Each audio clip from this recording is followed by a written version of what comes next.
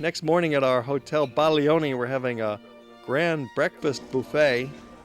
A nice way to start the day is up on the rooftop of our Hotel Baglioni. It has a wonderful terrace that gives a spectacular view, 360 degrees all around in the center of Florence. You can see the dome of the cathedral off in the distance and the clay tile roofs of the buildings of town. The rooftop itself functions as a bar in the evening. They have a restaurant.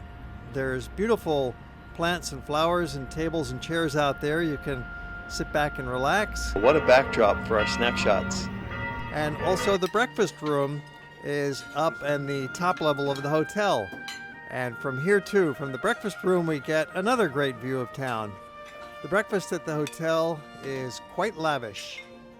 It's a great restaurant.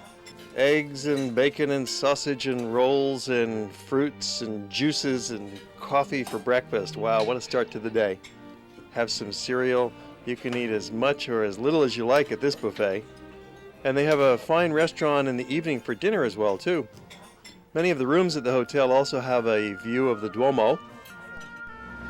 A perfect way to begin this day is enjoying the stunning view of the city from Piazzale Michelangelo on the other side of the Arno River. We're going to take the public bus to have a look at kind of the residential back streets of the city, the place where the real people live.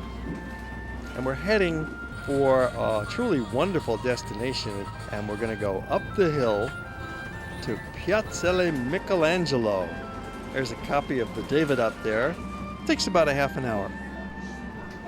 The vista takes in the full span of Florence, spreading below you in a sea of clay tile roofs, punctuated by many domes and towers, bridges and hills, framed in the background with the commanding presence of the great Duomo rising above it all.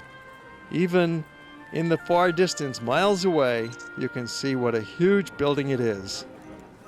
Looking down from the hill in the direction of the old town is truly one of the great views of Europe.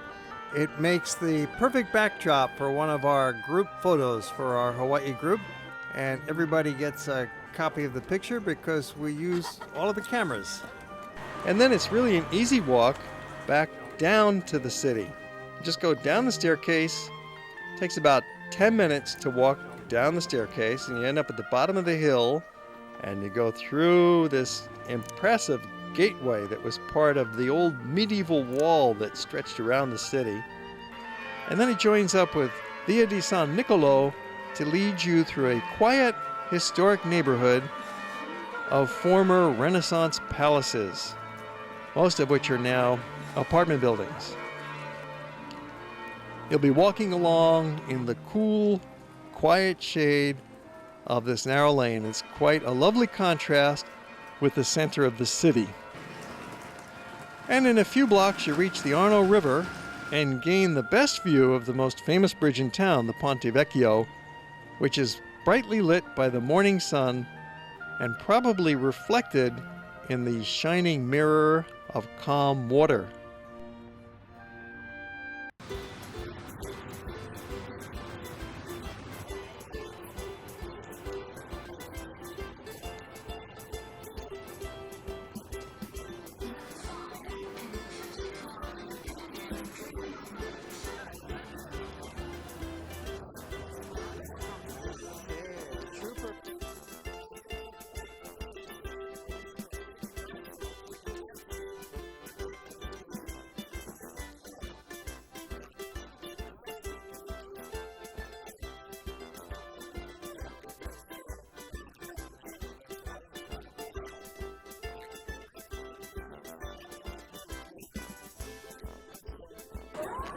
It's early evening, about 6 p.m. on a Sunday, so it's no surprise that this main street is so busy, so full of people. And you'll notice that there's a lot of young people here because Pisa has a major university. It's one of the oldest universities in Europe. It dates back to the 1300s with 55,000 students.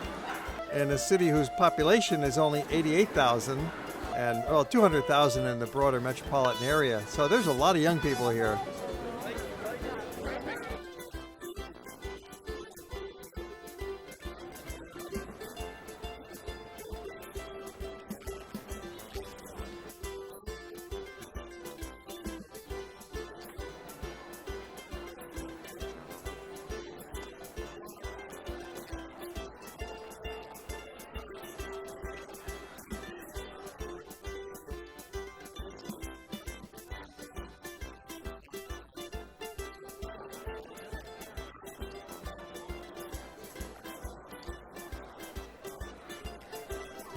It's been a most enjoyable walk through Pisa, and these couple of blocks with the arcades and the cafes are even the nicest part of the walk. Of course, you get to the tower and you've got to take your obligatory joke shots, pushing it down, holding it up. You got to get the right camera angle and stand in the right location. About halfway along the baptistry is a good spot to get your classic shots of the tower, have a good look, and then it's time to head back to the station. This time we took taxis instead of walking back, and we'll be heading back to Florence that same evening.